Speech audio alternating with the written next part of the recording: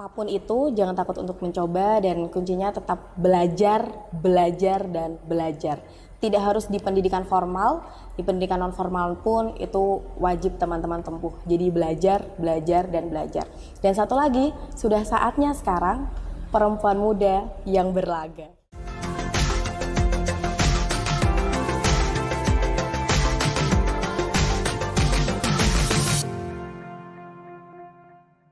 Assalamualaikum warahmatullahi wabarakatuh.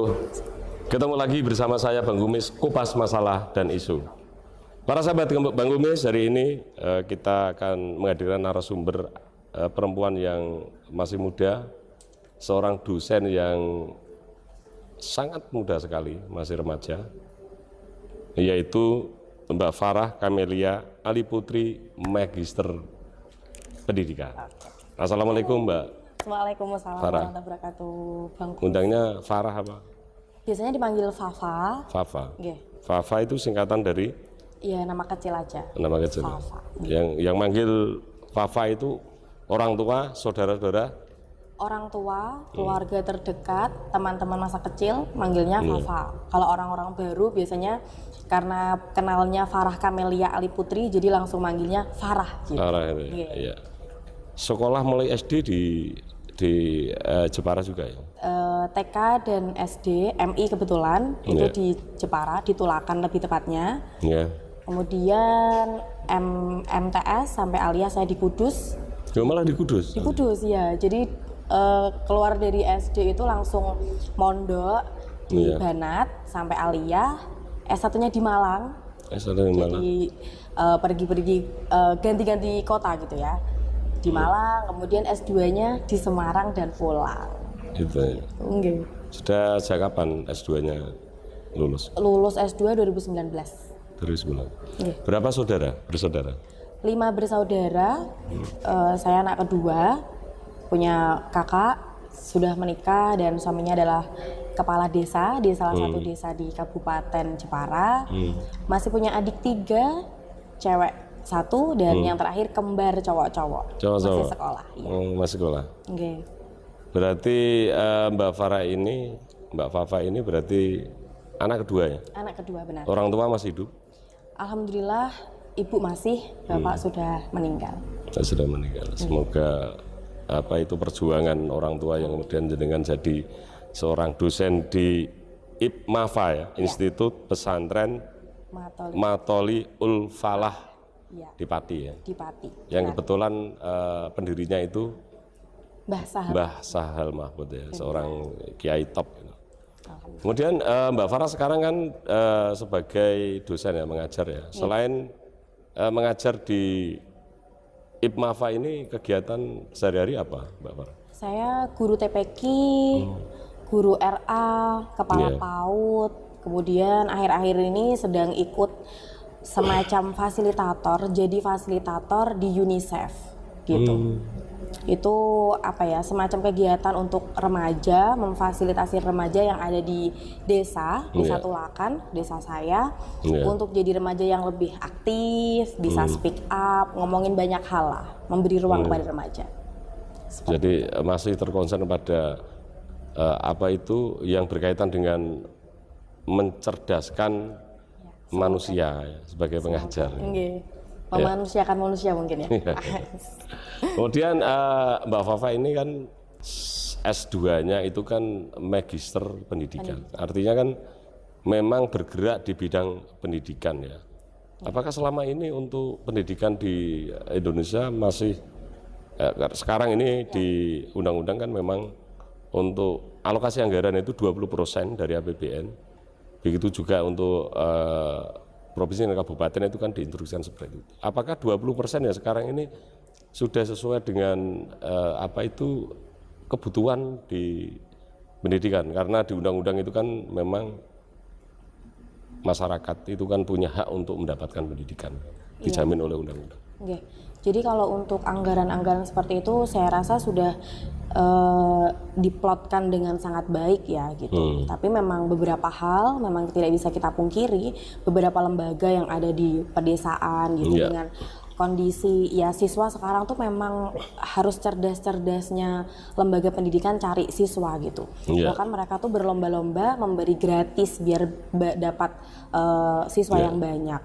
Terus juga mungkin sarplasnya sudah lumayan bagus dengan bantuan dari pemerintah, tapi juga kita tidak bisa tutup mata gitu ya bahwa beberapa guru itu kadang digajinya nunggu bantuan dari pemerintah gitu karena saking mereka pengen dapat siswa banyak kemudian gratis, akhirnya nggak ada keuangan yang cukup untuk membiayai para guru ini. Jadi mereka biasanya di bisyarah lah bahasa halusnya ya, atau gajinya itu biasanya menunggu bantuan dari pemerintah. Tapi ya kalau dari kemarin di Tulakan itu ada anak tidak sekolah namanya ATS. Itu memang salah satu faktornya banyak sih sebenarnya. Ada yang karena dia memang tidak mau sekolah, kemudian memang dari ekonomi keluarganya yang rendah, kemudian karena dia berasal dari keluarga yang berpisah, cerai, jadi emosionalnya dia, psikisnya dia kena, akhirnya tidak sekolah, seperti itu. Masih ada seperti itu? Banyak sekali. Iya. Makanya dari UNICEF itu memfasilitasi tempat namanya Lingkar Remaja, remaja-remaja dari berbagai yang dari sekolah dan tidak sekolah, mereka diberi kesempatan untuk berkumpul, bertukar pikiran seperti itu. Ya biar yang ketika dia masih di usia sekolah, biar mau kembali ke sekolah. Walaupun tidak sekolah formal jadi bisa memilih PKBM, itu diperbolehkan dan dibantu oleh pemerintah desa. Gitu. Jadi ada dana dari desa yang membantu anak-anak yang tidak sekolah kembali bersekolah seperti itu. Apakah Mbak Fafa, apakah memang profesi atau tugas yang jenengan emban ini, jenengan ini kan bagian dari UNICEF untuk agar supaya masyarakat ini yang misalkan kekurangan gizi, kan UNICEF kan ngurusin itu ya, kemudian yang tidak sekolah, putus sekolah dan seterusnya. Apakah itu menjemput bola? Jadi dari rumah ke rumah, kemudian Mbak Fafa ini memang mendeteksi agar supaya nanti tahu bahwa ini ada anak yang tidak sekolah begitu. Jadi dari UNICEF itu memberi pelatihan kepada masing-masing fasilitator itu selama 6 hari berturut-turut. Kemudian setelah itu kita dipertemukan dengan pihak Bapeda Jepara. Dari Bapeda Jepara mempertemukan kami dengan pemerintah desa. Di pemerintah desa ini mereka mempunyai tim namanya tim ATS, tim untuk anak tidak sekolah. Jadi untuk mendeteksi di Tulakan ini ada berapa kakak yang di dalamnya tuh ada anak tidak sekolah tuh berapa gitu. Kemudian itu disatukan dengan syarat usianya 10 sampai 19 tahun gitu.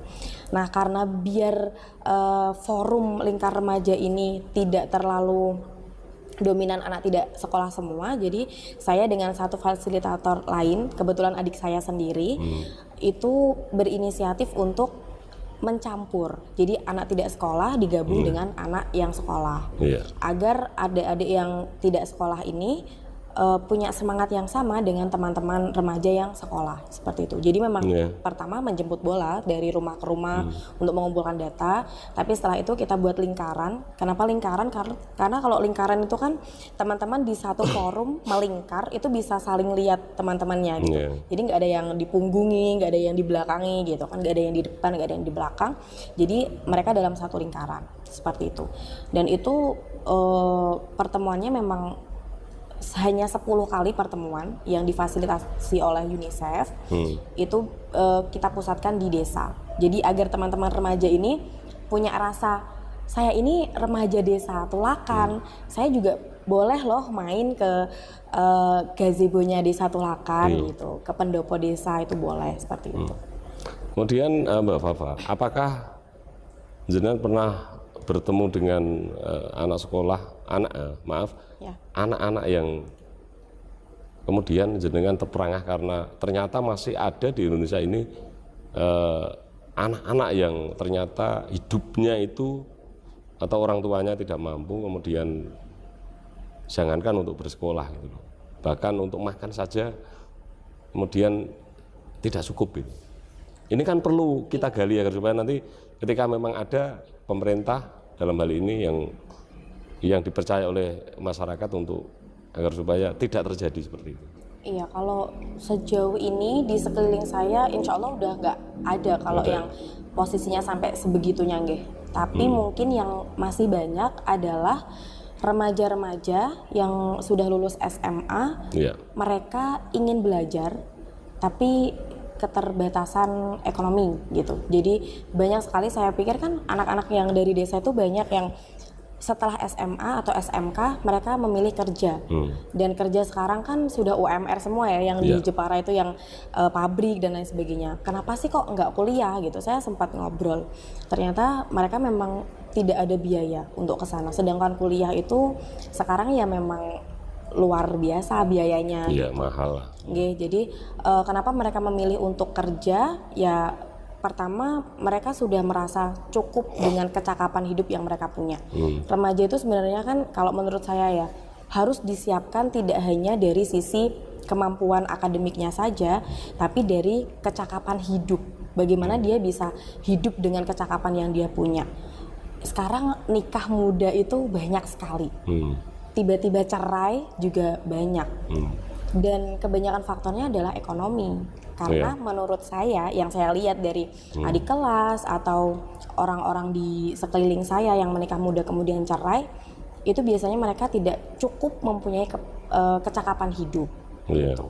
Kalau suaminya nggak kerja, nggak punya pemasukan, yang cewek marah-marah dari segi emosional dia belum stabil, kemudian berantem, cerai. Karena mereka nggak punya kecakapan hidup.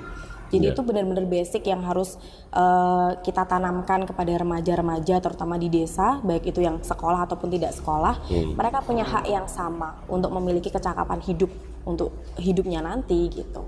Ya, kalau di Jepara kayaknya untuk menampung masyarakat untuk bekerja, saya kira sudah cukup ya untuk Jepara. Bahkan di Jepara ini kan banyak karyawan yang notabene bukan orang Jepara ya, dari Demak, dari Kudus juga ada. Iya, Pati juga banyak. Iya, dari Pati juga banyak. Menurut Mbak Fafa, sekarang ini untuk karena jenengan ini seorang perempuan, ya kan, karena seorang magister itu kan orang yang sudah cerdas karena S2. Pangestunipun, semoga ya. Dan memang benar itu loh, dari cara komunikasi kan tahu bahwa jenengan ini seorang pendidik, maka untuk menjelaskan apa-apa itu lancar. Oh, Masya Allah. Sekarang, apakah menurut Mbak Fafa remaja ini sudah terlindungi oleh undang-undang, terkhusus perempuan karena seorang perempuan, karena sekarang ini kan di undang-undang ini yang ada undang-undang perlindungan itu hanya perempuan. Kita kaum laki-laki tidak ada undang-undang untuk melindungi laki-laki. Padahal banyak juga Mbak Fafa, kaum laki-laki yang ternyata itu memang itu kalah dengan seorang perempuan. Bahkan dianiaya juga di medsos banyak itu. Bukan hanya perempuan yang dianiaya laki-laki, tapi seorang laki-laki juga ada yang dianiaya seorang perempuan. Menurut Mbak Fafa gimana? Apakah sekarang sudah berkurang atau masih banyak hal-hal yang perlu yang perlu diminta oleh pemerintah untuk perlindungan seorang perempuan? Kalau perlindungan perempuan sebenarnya dari undang-undang itu sudah sangat bagus gitu ya. Tapi memang kalau di sini saya lihatnya itu dari sisi apa yang terjadi di desa itu sebenarnya adalah anggapan yang mereka bangun sendiri gitu. Menurut saya ya. Jadi seperti mungkin pembahasan yang lebih mudah adalah kekerasan dalam perempuan itu lebih ke seksual gitu. Cewek yang memakai baju pendek itu sering sekali mendapatkan stigma yang buruk gitu. Ketika mereka mendapatkan perlakuan yang buruk dari laki-laki, yang disalahkan perempuan, salah sendiri pakai baju yang seperti itu gitu. Padahal sekarang kemarin yang terbaru itu ada kasus yang di pesantren dia juga diperkosa oleh Pak Yainya sendiri gitu. Dan saya yakin di pesantren juga mereka nggak mungkin pakai baju pendek dong, pasti pakai baju tertutup. Tapi nyatanya memang rem dari cowok ini loh yang nggak ada remnya. Jadi seringnya yang terjadi adalah cewek yang menjadi korban. Ya walaupun benar cowok menjadi korban itu ada, tapi mungkin memang karena tidak, di Indonesia ini jarang sekali anak-anak muda atau korban diberikan ruang untuk speak up, untuk berbicara. ketika korban ini berbicara, kebanyakan mereka itu malah kemudian dijauhi gitu. Jadi mereka takut. Misalnya nih, saya menjadi korban kekerasan seksual. Saya memendam sendiri. Saya sebenarnya pengen ngomong, orang itu loh sudah bersalah dengan saya. Saya pengen ngomong ke keluarga, nanti saya takutnya disalahin gitu. Karena pasti kebanyakan seperti itu gitu. Jadi tempat kita untuk berbicara itu sangat-sangat sempit gitu loh. Itu yang masih belum lazim di sini. Makanya kemarin sudah ada yang speak up, termasuk kasus-kasus di kampus, kemudian di pondok pesantren, itu sudah sangat bagus. Jadi benar-benar kita tuh harus berani ngomong. Walaupun kita sebagai korban, kita harus berani ngomong. Entah kita nantinya akan dibully atau kita tidak mendapatkan keadilan yang kita inginkan, seperti itu. Tapi ya memang kembali lagi, perempuan itu kalau di desa semacam tidak memiliki banyak ruang untuk bergerak. Wong wedok iku ya wis ngono wae. Setelah sekolah ya sudah ikut suami di rumah ngurus anak gitu. Padahal perempuan itu juga punya mimpi. Mimpi perempuan juga berhak untuk menjadi sebuah kenyataan gitu. Jadi perempuan juga banyak yang sukses. Iya, makanya tapi di desa-desa itu ya ini di usia saya yang sekian gitu ya. Saya belum menikah, itu pun pandangan orang-orang di desa pasti salah ya sekolah dur-dur gitu, salah sendiri belajar tinggi-tinggi, nggak ada yang mau, nggak ada karena takut gitu, terlalu tinggi pendidikannya. Padahal perempuan juga berhak untuk berpendidikan tinggi, gitu, karena mereka punya mimpi dan mereka berhak untuk membuat mimpi itu jadi nyata. Gitu. Ya kalau sekarang itu kan perempuan juga dengan adanya undang-undang partai politik keterwakilan perempuan juga, itu kan ada 30%. Ya artinya sekarang juga banyak kepala daerah perempuan juga banyak. Benar. Di sekitar kita itu banyak. Di Grobogan sekarang juga bupatinya perempuan. Tangerang Selatan perempuan. Wah, wali kota banyak yang perempuan. Gubernur Jawa Timur perempuan. Menteri-menteri juga banyak yang perempuan. Itu jadi satu sinyal baik, jadi satu kabar baik, angin segar untuk perempuan-perempuan di desa yang mungkin kiprahnya memang masih di desa-desa saja gitu ya, masih di lingkup desanya sendiri, itu adalah angin segar. Ternyata boleh loh perempuan berkiprah di luar, boleh loh perempuan berada di tempat-tempat yang tinggi gitu, lebih tinggi atau setara dengan laki-laki. Gitu. Dan kebetulan kita ketika syuting ini kan 1 minggu yang lalu kan, Hari Ibu kan? Iya benar. Iya kan, Hari Ibu. Kalau Hari Bapak ada nggak ya? Ada sebenarnya, tapi tidak begitu digaungkan gitu ya. Iya, artinya dan sekarang ini kan untuk nama makanan itu banyak yang ada unsur perempuannya. Contohnya? Bakwan. Oh, nggak ada Pak Wan ya? Bakso. Ada ibu kota tapi nggak ada bapak kota. Artinya perempuan lebih banyak disebut mendominasi nama-nama, kemudian mendominasi sebutan-sebutan. Kemudian sekarang ini kan ada jaring pengaman perempuan dan anak. Kalau di Kudus ada itu, ketuanya juga pernah saya wawancarai dan beliau itu ngurusin berkaitan dengan perempuan dan anak itu hampir tiap malam ada laporan. Jikalau ada memang penganiayaan terhadap perempuan atau pelecehan seksual itu kan langsung melapor di jaring-jaring pengaman untuk itu ya. Kalau misalkan lapor di pihak kepolisian memang kadang-kadang terekspos. Iya, benar. Kemudian apa harapan dari Mbak Fafa agar supaya remaja yang karena jenengan juga masih single, kemudian kebetulan perempuan, untuk melindungi diri agar supaya tidak tadi yang jenengan sampaikan bahwa di Jawa Barat ada bukan pondok pesantren kayaknya, tapi ya semacam itu yayasan kayaknya. Kemudian karena tempatnya terkurung dan tidak bisa terdeteksi banyak orang, kemudian bisa terjadi seperti itu dan luar biasa itu. Ini semua orang marah, saya juga marah melihat ya gitu. Bagaimana untuk melindungi diri itu, Mbak Fa? Kalau saya mungkin yang pertama, kalau keluar di jam-jam yang rawan, paling tidak ada temannya satu itu. Kemarin ada salah satu artis, siapa ya saya juga lupa, itu di salah satu podcast juga, kita kan hampir setiap hari itu bawa handphone ya, hampir kemana-mana tuh bawa handphone. Kalau ada siulan-siulan jahat atau siulan-siulan nakal, biasanya kan cowok-cowok walaupun berpakaian tertutup tuh mereka tetap nyiulin cewek-cewek gitu kan. Nah, itu adalah satu pelecehan juga sebenarnya. Maka ketika itu terjadi, langsung diminta untuk kita yang cewek-cewek ini harus punya gerakan refleks untuk ambil kamera, ambil handphone, kemudian diaktifin kameranya, langsung di video gitu. Jadi biar dia tuh ngerasa ternyata tuh ini tuh bukan satu hal yang baik gitu. Jadi catcalling kayak siul-siul itu tuh bukan satu hal yang baik. Gitu. Merendahkan martabat. Merendahkan cewek. Terus ketika di video kan bisa kemana-mana. Walaupun kita sebenarnya cuma niat gertak aja, nggak sampai video itu mau diviralin atau gimana. Tapi dari podcast tersebut itu bisa jadi satu tameng untuk kita. Jadi kalau ada orang yang kayak gitu, langsung aja di video gitu. Gitu. Jadi bisa itu jadi salah satu teknologi cara sekarang yang bisa dipergunakan untuk melindungi begitu. Kemudian gini Mbak Fafa, jenengan itu kan seorang perempuan yang di usia yang masih muda dan sudah S2. Tentu seorang magister itu bukan orang sembarangan, orang yang cerdas kan begitu. Waduh. Enggak juga. Nah sekarang ini kan untuk perwakilan dari legislatif untuk perempuan itu kan yang masih muda apalagi itu kan masih jarang ya. Kalau di Jepara ini ada 50 anggota dewan ya, karena penduduknya itu ada 1 juta lebih, artinya perwakilan dewan itu ada 50. Apakah tidak terobsesi atau misalkan ini, misal saya berandai-andai, karena kalau orang yang potensi kayak gini kan saya harus mendorong.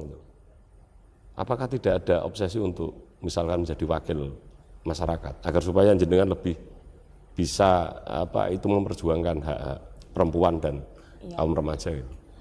Kalau pemikiran ke sana pasti sempat ada keinginan untuk ke sana gitu. Karena ya sekarang tuh nggak banyak tempat-tempat penting yang diduduki oleh orang-orang yang kompeten. Saya berharapnya itu ya tempat-tempat penting itu diduduki oleh orang-orang yang kompeten gitu. Di bidangnya masing-masing lah tentu ya. Kalau memang di dewan itu membutuhkan orang-orang yang berkompeten di bidang pendidikan, ya seharusnya memang ada orang yang kompeten di bidang pendidikan masuk ke sana gitu.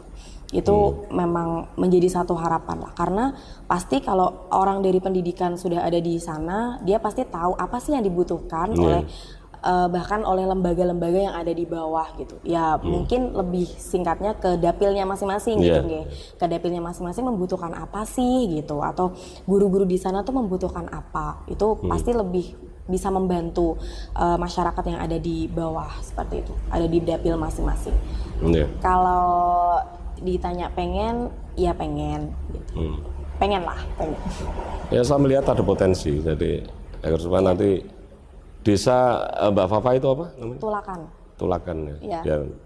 Biar nanti masyarakat yang nonton channel Bang Umis ini kan ini ada orang potensi dan kebetulan juga keluarganya adalah kakaknya itu seorang kepala desa. Tentu untuk mendulang suara itu agak mudah karena kepala desa punya pendukung apalagi ini adalah anak yang cerdas itu. Kalau perempuan itu ya, kalau di Kudus itu tempat kelahiran saya itu ada perempuan yang pernah jadi ketua DPR. Barangkali di Jepara nanti juga lahir seorang ketua DPR perempuan. Ini harus amin apa enggak? Ya, amin. Jangan keras aminnya. Semoga ya.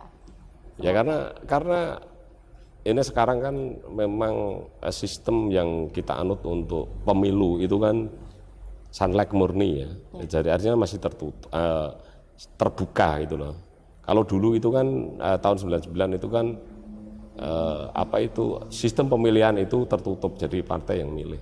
Jadi sulit untuk mencari orang yang berpotensi, yang punya karakter, yang kemudian yang punya kapasitas. Sekarang ini wis sangger popularitasnya tinggi, isi tasnya tinggi kemudian terpilih.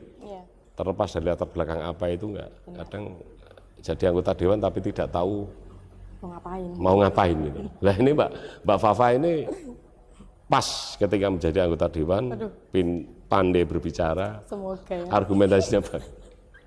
Kemudian Mbak Fafa, kira-kira misalkan Mbak Fafa ini didaulat oleh masyarakat untuk menjadi anggota dewan, partai apa yang akan dimasuki agar supaya jenengan ini bisa mewakili sesuai dengan keinginan Mbak Fafa? Menurut saya tuh semua partai bagus gitu ya. Iya. Partai itu mobil yang Iya. digunakan oleh seseorang untuk mencapai satu tujuan tertentu gitu. Ya mobilnya mau apa saja boleh, yang penting satu nyaman gitu kan. Nyaman di dalamnya, di Iya. luarnya. Nasionalis pasti Iya. karena kita ada di Indonesia, warga negara yang baik seperti itu.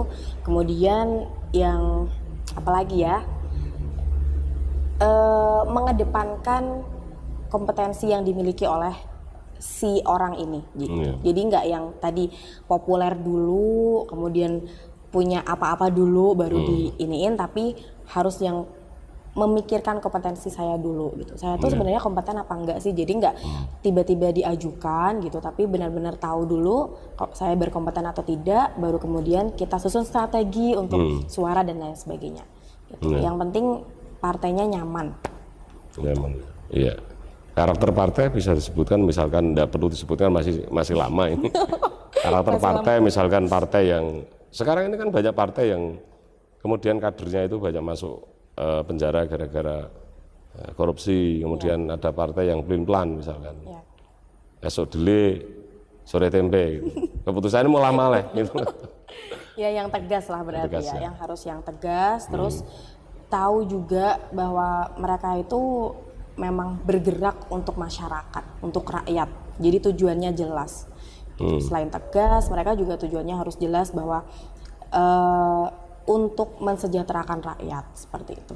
Kalau kriteria yang disebut Mbak Fafa ini, saya sudah mengarah ke satu orang, cuman tidak saya sebutkan. Karena saya netral. Cuman ke satu orang ya mengarahnya. Karena kalau berbicara tegas itu saya kira sulit kita mencari, hanya paling ada beberapa yang tegas itu.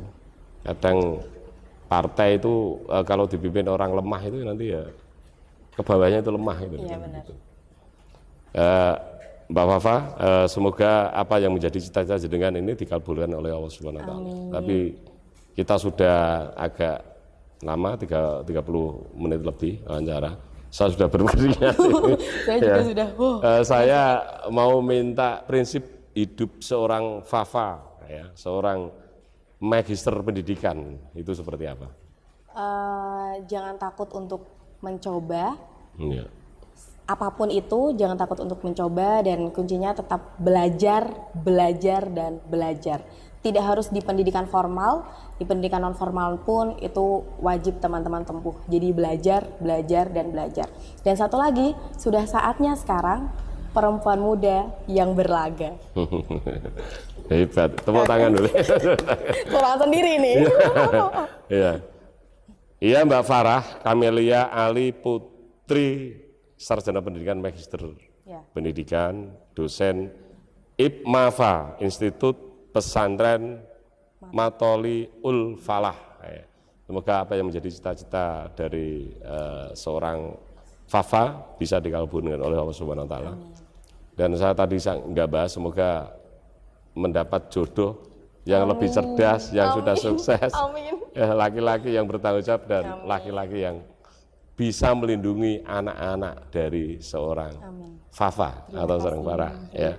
Dan apa yang menjadi cita-cita tadi dikabulkan oleh Allah Subhanahu wa taala, menjadi anggota DPRD yang amanah. Ya. Amin, semoga ya. Dan dijauhkan dari segala fitnah. Ya, itu yang penting. Ya. Dan semoga menjadi perempuan yang solehah, anak yang soleh. Terima kasih sekali lagi Mbak Fafa. Ya. Ke sini. Mantap sekali. Ya. Demikian tadi para sahabat Bang Kumis, wawancara dengan seorang dosen yaitu Mbak Farah Kamelia Ali Putri, sarjana pendidikan, magister pendidikan. Semoga wawancara ini mengedukasi, bisa memotivasi, dan bisa menginspirasi masyarakat, para sahabat Bang Kumis.